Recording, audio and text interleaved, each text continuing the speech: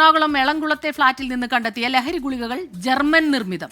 ഗുളികകളുടെ മുകളിലെ ചിഹ്നങ്ങൾ രാജ്യാന്തര ലഹരി മാഫിയകളുടെ അടയാളങ്ങളാണെന്നാണ് നാർക്കോട്ടിക്സ് കൺട്രോൾ ബ്യൂറോയുടെ കണ്ടെത്തൽ. പ്രതികൾ അന്വേഷണവുമായി സഹകരിക്കുന്നില്ലെന്നും പോലീസ് പറയുന്നു. നിതിൻ അംബുജനാണ് ചേരുന്നത് വിവരങ്ങളുമായി കൊച്ചിയിൽ നിന്ന്. സാധാരണ മറ്റ് സംസ്ഥാനങ്ങളിൽ നിന്ന് എത്തിക്കുന്നത് നമ്മൾ കാണാറുണ്ട്. ഇതിപ്പോൾ തുടർച്ചയായി ഇങ്ങനെ രാജ്യം വിട്ടിട്ടുള്ള കളികളാണ് കളിക്കുന്നത് അല്ലേ?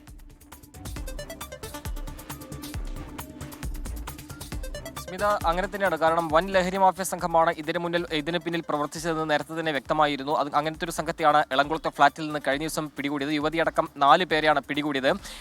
ഈ ഗുളികകൾ, അതായത് 5 നിറത്തിലുള്ള ഏതാണ്ട് 80ഓളം ഗുളികളാണ്, വിവിധ നിറത്തിലുള്ള 80ഓളം ഗുളികളാണ് പിടികൂടിയത്. ഇതിൽ തന്നെ വിദേശബന്ധം നേരത്തെ തന്നെ സംശയിച്ചിരുന്നു. അതോടുകൂടിയാണ് NCBയും ഈ കേസ് അന്വേഷണത്തിന്റെ ഭാഗമായത്. സൗത്ത് പോലീസും വിവരങ്ങൾ തേടിയിരുന്നു. അങ്ങനെ നടത്തിയ അന്വേഷണത്തിലാണ് ഈ ഗുളികകൾക്ക് മുകളിലുള്ള ചിഹ്നങ്ങൾ അത് രാജ്യാന്തര ലഹരി മാഫിയ സംഘത്തിന്റെ അടയാളമായി തന്നെ കണക്കാക്കുന്നത്.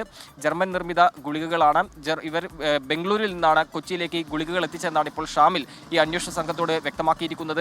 അതേസമയം തന്നെ ബംഗളൂരിലേക്ക് ഇത് ഏത് സംഘം മുഖേന എത്തി തുടങ്ങിയ കാര്യങ്ങളൊക്കെ തന്നെ അയാൾ അന്വേഷണത്തോട് സഹകരിക്കുന്നില്ല. വിശദമായി തന്നെ ചോദ്യം ചെയ്ത് വരികയാണ്. ഇയാൾ ഗൾഫിൽ ഏതാണ്ട് 8 മാസക്കാലം ജോലി ചെയ്തിരുന്നു. അവിടെ നിന്നുള്ള ഒരു ബന്ധം തന്നെയാണ് ഇത്തരമൊരു ലഹരി മാഫിയ സംഘമായി ഉണ്ടായതെന്ന ഒരു വിവരമാണ് ഈ ഘട്ടത്തിൽ പുറത്തു വന്നിരിക്കുന്നത്. എന്തായാലും വിശദമായി ചോദ്യം ചെയ്യുന്നുണ്ടെങ്കിലും പക്ഷേ ചോദ്യം ചെയ്യലിനോട് തന്നെ ഇയാൾ സഹകരിക്കുന്നില്ലെന്ന വിവരമാണ് ഈ ഘട്ടത്തിൽ അന്വേഷണ ഉദ്യോഗസ്ഥർ പങ്കുവയ്ക്കുന്നത്. എന്തായാലും രാജ്യാന്തര ഒരു ലഹരി മാഫിയ സംഘത്തെ തന്നെയാണ് കഴിഞ്ഞ ദിവസത്തെ എളംകുളത്തെ ഫ്ളാറ്റിൽ നിന്ന് പിടികൂടിയത്.